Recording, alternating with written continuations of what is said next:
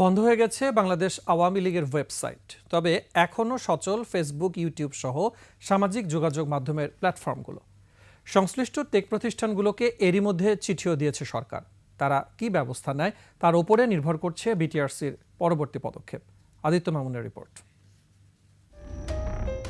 সন্ত্রাস বিরোধী ও সাইবার নিরাপত্তা আইনে সম্প্রতি বন্ধ করে দেয়া হয়েছে বাংলাদেশ আওয়ামী লীগের কার্যক্রম।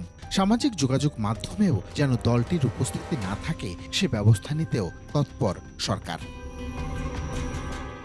চলতি সপ্তাহেই ফেসবুক, ইউটিউব সহ প্রযুক্তি প্রতিষ্ঠানগুলোকে সরকারের সিদ্ধান্ত জানিয়ে আওয়ামী লীগ ও তার কার্যক্রম সম্পর্কে ব্যবস্থা নিতে চিঠি দিয়েছে। এনসিএসএ থেকে বিটিআরসিকে চিঠি দেওয়া হয়েছে।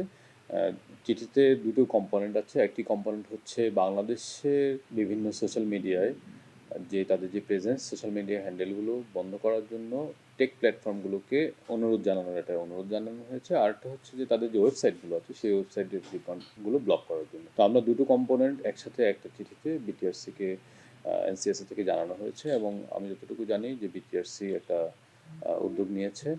এই উদ্যোগের ফলে যে ওয়েবসাইটগুলো আছে সেগুলো ইতিমধ্যে ব্লক করা হয়েছে।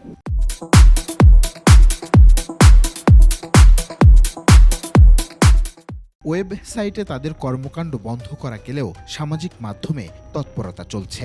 তবে বিটিআরসি স্বপ্রণোদিত হয়ে বন্ধ করতে পারছে না মাধ্যমগুলো। সোশ্যাল মিডিয়া রিলেটেড যে কন্টেন্ট ব্লকিংটা সেটা আসলে সরকার ব্লক করতে পারে না।